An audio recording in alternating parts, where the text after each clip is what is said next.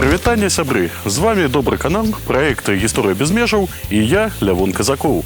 Сёння каманда нашага праекта накіравалася на Гарадзеншчыну, а менавіта ў гарадскі пасёлак Зэльва, які знаходзіцца прыблізна ў 200 кіламетраў ад беларускай сталіцы пасярэдзіне паміж Слонімам ды Ваўкавыскам. Сёння гэта дастаткова невялікі населены пункт, у якім жыве крыху болей за 6000 чалавек. Між тым, некалькі стагоддзяў таму слава пра яго грымела на ўсю Еўропу, дзякуючы штогадоваму вялізнаму ганненскаму кірмашу, традыцыя правядзення якога захавалася і да нашага часу. Таму сёння мы паразмаўляем пра даўнюю гісторыю Зэльвы, пра ўзнікненне ганненскага кірмашу, пра тое, чаму ж на сучасным гербе гэтага гарадскога пасёлка знаходзіцца чорны конь, пра колішніх уладальнікаў Зэльвы магнатаў-сапегаў, а таксама пра славутую беларускую паэтэсу Ларысу Геніюш, якая пражыла ў Зэльве апошнія 27 гадоў свайго жыцця пасля вызвалення з лагераў Мардовіі і Комі ССР. Пра ўсё гэта ды не толькі у бліжэйшыя некалькі хвілін. Заставайцеся разам з намі.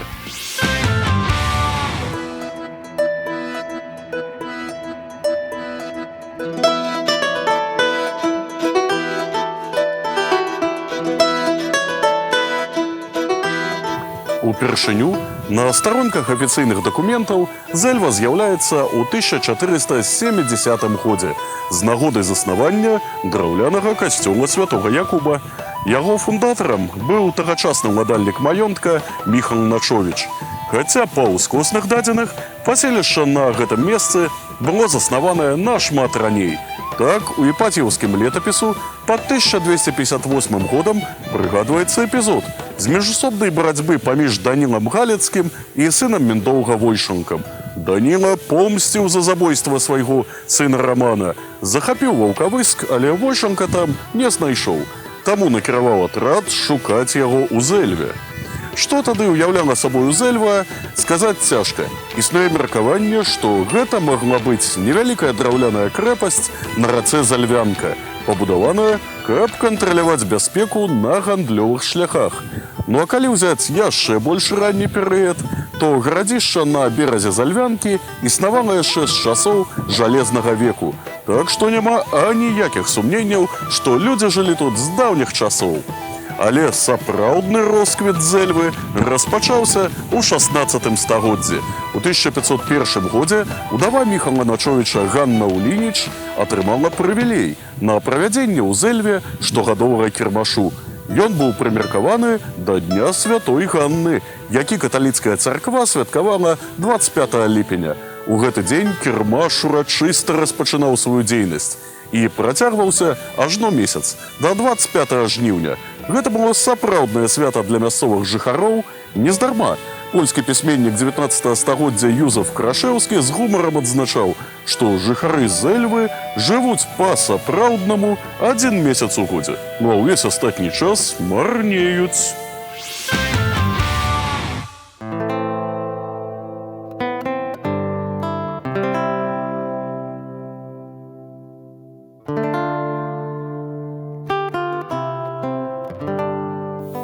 Традыцыйна на ганненскім кірмашы ў Зэльве можна было купіць усё, што заўгодна, але паступова з'явілася і адмысловая яго спецыялізацыя – коні.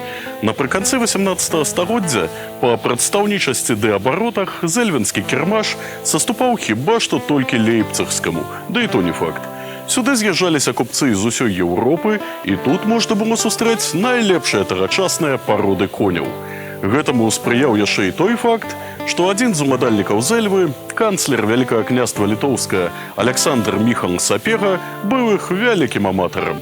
Ён і сам меў вялізны табун больш за 1000 коняў, у якім былі прадстаўленыя англійская, турэцкая, дацкая, неапалітанская пароды, ды шматлікія іншыя.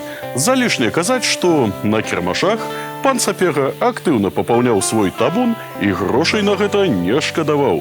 Нездарма на сённяшнім гербе Зэльвы размешчаны конь з залатою грывай. Герб адносна новы, быў прыняты толькі ў 2007 годзе. Але пагадзіцеся, што ў кантэксце гісторыі Зэльвы ўсё гэта выглядае вельмі і вельмі сімвалічна. Увогуле, прадстаўнікі рода сапераў, якія валодалі Зэльвай з першай паловы 17 стагоддзя, вельмі цёпла адносіліся да гэтага мястэчка.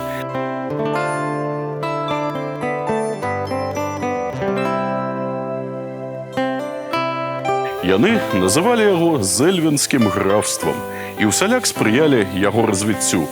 Так, дбаннямі сапераў быў адбудаваны рынкавы пляц з адмысловымі будынкамі для 200 крамаў.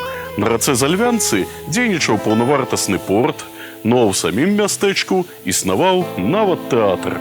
У ім мелася свая трупа актораў, але здаралася, што выступалі і заезджыя тэатральныя зоркі з Польшы, Расіі ды нават Францыі. Сапегі былі ўладальнікамі Зэльвы да шляхецкага паўстання 1830-31 гадоў. Магнаты яго актыўна падтрымалі, за што і былі пакараныя царскімі ўладамі. Зэльву разам з іншымі маёнткамі ў іх канфіскавалі. Праўда, у якасці альтэрнатывы ім прапанавалі прысягнуць на вернасць Мікалаю I. Але сапегі адмовіліся і рушылі ў эміграцыю. У 19 стагоддзі кірмаш у Зэльве пакрысе губляў свае фарбы і пераўтвараўся ў шэраговую з'яву. Но ў канцы 60-х гадоў 19 стагоддзя яго ўвогуле загадалі перанесці ў Гродна. Хаця Зэльва працягвала развівацца, і гэтаму паспрыяла з'яўленне ў 1886 годзе чыгуначнай лініі Барадавіча-Беласток, якая прайшла акурат праз Зэльву.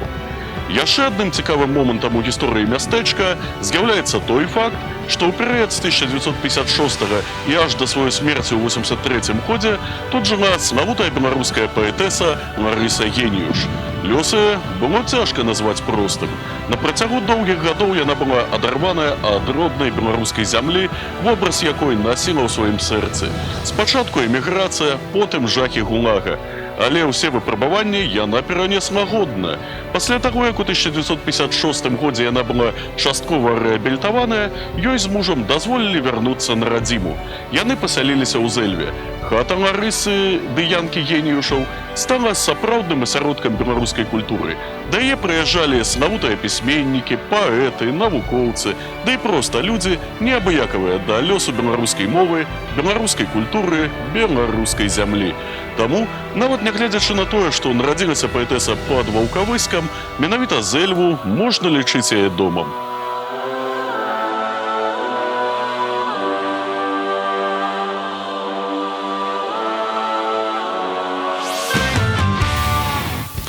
Таму нашу сённяшнюю вандроўку мне хацелася б завяршыць цытатай Ларысы Геніюш.